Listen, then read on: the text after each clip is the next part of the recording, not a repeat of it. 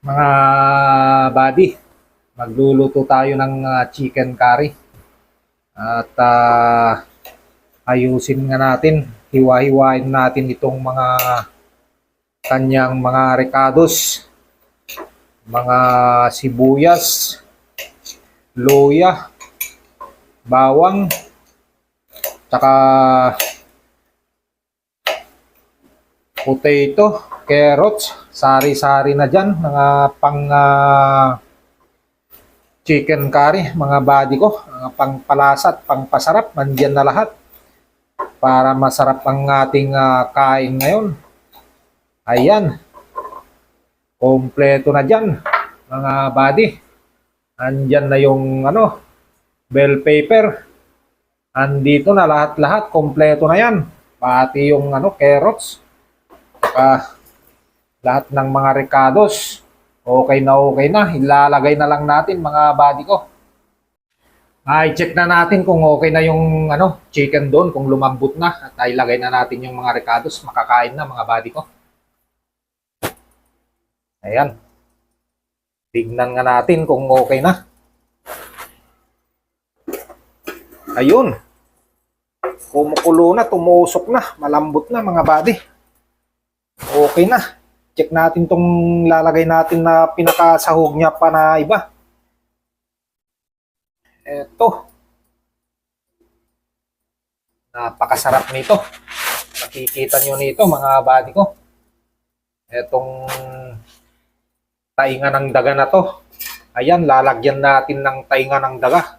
Etong chicken curry natin para masarap na masarap. Ayan mga body oh. Chicken curry na with taingang daga. Ilalagay na natin dyan para masarap siya at malutong-lutong pag kinain. Ayan. Ito ay mga luto na pang pang military style na luto na mga to mga body ko. Titignan nyo. Pag tinitignan mo parang hindi siya masarap pero ang resulta nito mamaya-maya napakasarap nito mga body ko. Ayan na. Kompleto na yan. Napakalutong yan. Maya-mayang pag lumambot na yan, napakalutong na yan mga body ko. Napakasarap na yan.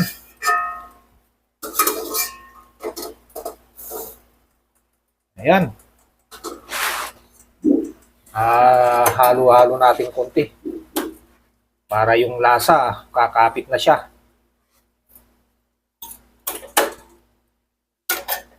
Ayan, napakasarap nito.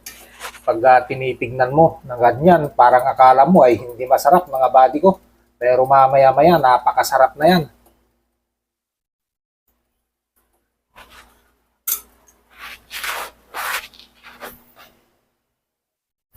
Ilagay na rin natin itong mga carrots at saka yung potato niya. Sarap-sarap na yan mamaya-maya. Kunting luto na lang yan mga body ko kasi itong carrots saka potato pinakuluan ko na yan. Ilagay na rin natin itong pinaka coconut milk niya at saka yung chicken curry na tinunaw ko sa coconut milk. Ilagay na natin. Masarap yung medyo malapot-lapot mga body ko para may lasa siya. Ayan. Ayan. Lagyan natin ng konting sabaw-sabaw para mas lalong mas masarap pa. Mamaya-maya pag natuyuan yan, masarap na yan mga body ko. Ayan.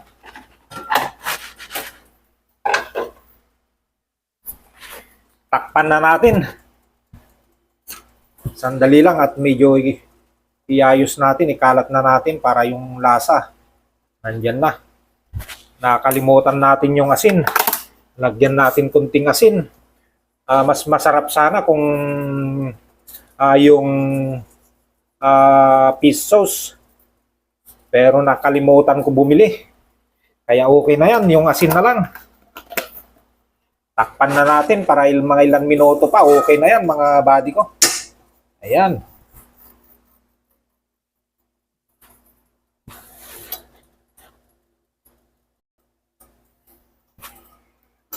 Ilagay na rin natin itong mga recados niya. Kompleto na dyan mga buddy.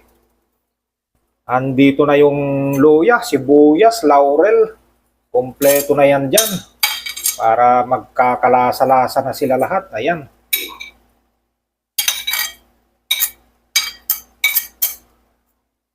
Napakasarap nito mga buddy ko. Ayan, kunting kulo lang yan. Okay na yan.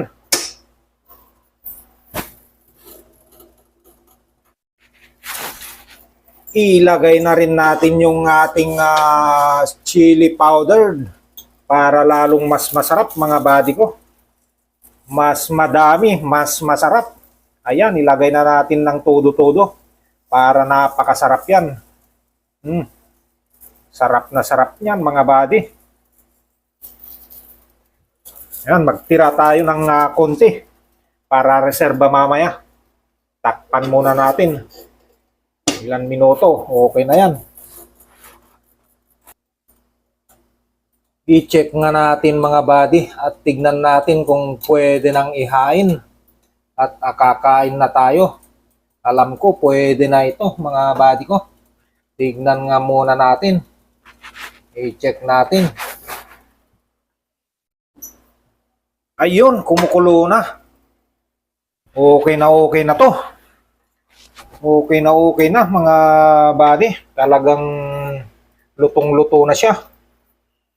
Kukunin na natin at ihain na natin. Mabango na siya. Ayan. Kunin natin itong chicken.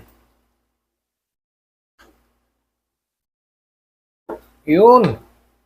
Napakasarap nito mga buddy. Dagdagan natin ng tainga ng daga para mas masarap pa. Ayan. Ilagay na natin lahat-lahat yung kanyang mga konting tainga ng daga. Ayan. Lagyan natin ng sabaw para malasa. Ayun mga buddy. Ay, sorry. sorry. Pasensya na kayo. At mainit kasi. Ayan oh. Okay na to.